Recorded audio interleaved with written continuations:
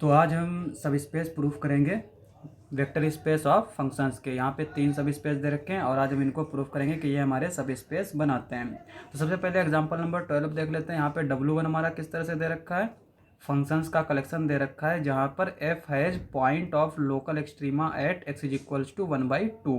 ठीक है। दूसरा W2 दे रखा है, ऐसे फंक्शंस का कलेक्शन दे रखा है जहाँ पर f0 जो है वो 0 पे हो। ठीक है। W3 क्या दे रखा है, f belongs to V, f is either 0 और has finite number of zeros. या तो जीरो फंक्शन हो, ठीक है, या फिर उसके पास जो जीरोज होंगे, जीरोज यानी रूट फंक्शंस के, वो क्या होंगे, फाइनाइट होंगे। तो यहाँ पे सबसे पहले हम W1 की बात कर लेते हैं।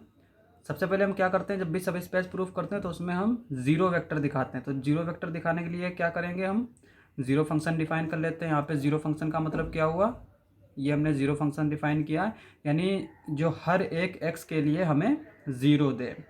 और लोकल एक्सट्रीमा अगर निकालते हैं तो हम किस तरह से निकालते हैं कि सबसे पहले हम फंक्शन लेते हैं। अगर हमें फंक्शन के लोकल एक्सट्रीमा निकालना है तो क्या करते हैं, एफ डैश एक्स जो है वो 0 पुट कर देते हैं। तो जो x की वैल्यू आती है वो हमारी क्या होती है, लोकल एक्सट्रीमा। लेकिन चूंकि हमें दे रखा है कि x इज इक्वल्स टू 1/2 पे लोकल एक्सट्रीमा, तो इसका मतलब ये हुआ कि f डैश हाफ जो है वो क्या है, 0 है। ठीक है।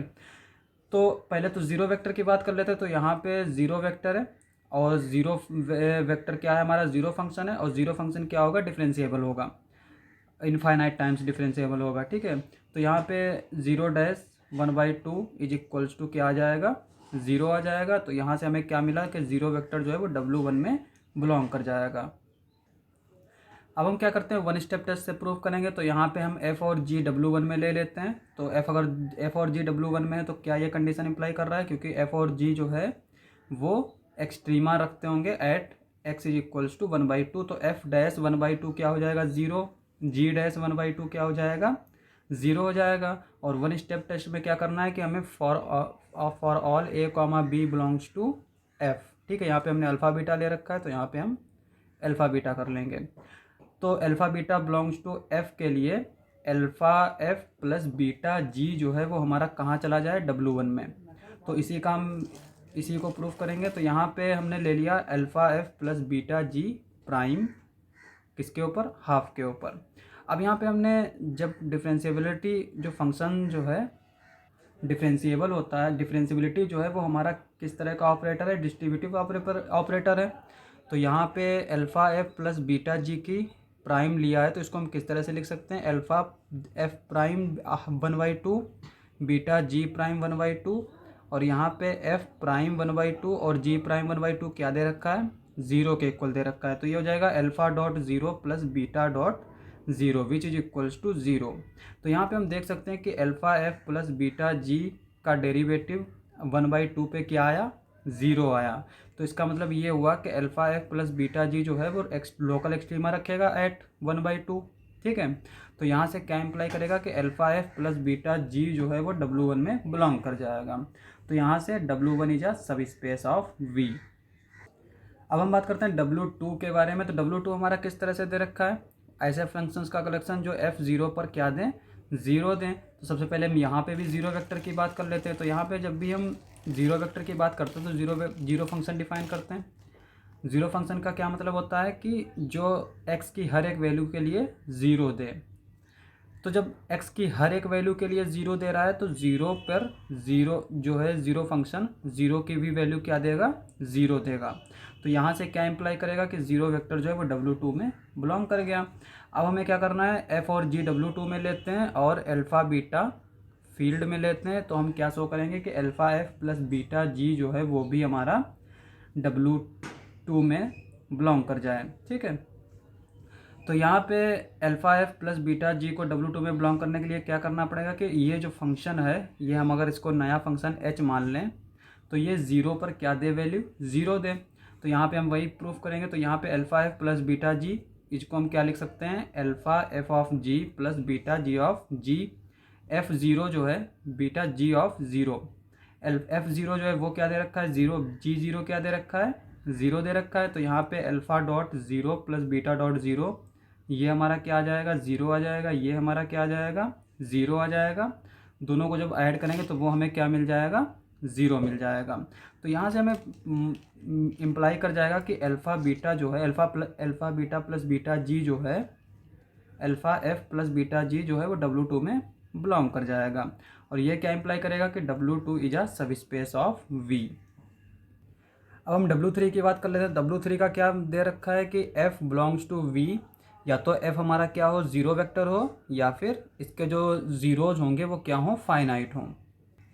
अब चूंकि W3 में जो है वो हमें क्या दे रखा है कि या तो फंक्शन 0 हो या फिर उसके पास फाइनाइट जीरोज हो। तो अगर 0 फंक्शन होगा तो पहले हम मान लेते हैं 0 फंक्शन है, ठीक है। तो इसका मतलब क्या हुआ कि ये हर एक वैल्यू के लिए, जो हर एक x के लिए क्या वैल्यू देगा, 0 देगा। तो जीरो वेक्टर तो हो गया W3 में, क्योंकि वो उसी में कंडीशन दे रखी है कि या तो 0 हो, तो 0 अगर होगा तो हम यहाँ पे 0 ले लेते हैं, 0 वेक्टर जो है W3 में बिलोंग कर जाएगा। एक तो ये तरीका हुआ 0 वेक्टर का, और दूसरा क्या है कि या तो फाइनाइट नंबर ऑफ जीरोज हों। तो यहाँ पे अगर 0 फंक्शन की बात करें तो ये हर एक वैल्यू के लिए 0 दे रहा है। इसका मतलब हर एक x जो है वो इसका क्या है, 0 है।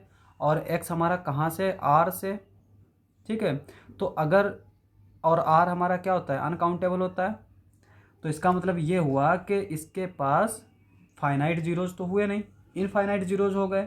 तो इसका मतलब ये वाली कंडीशन हमारी जो है सेटिस्फाई नहीं करेगी, यानी ये वाला जो स्टेटमेंट है इसको हम नहीं ले सकते कि 0 फंक्शन जो है वो हर एक वैल्यू पर 0 देता है। तो इसलिए इसका हर एक रूट जो है वो r का हो गया, तो इसको हम नहीं ले सकते। तो इसलिए हम यहाँ पे डायरेक्टली वही पहली वाली कंडीशन कंसीडर करेंगे कि या f जो है वो 0 होगा। तो यहाँ पे 0 वेक्टर बिलोंग कर जाएगा W3 में।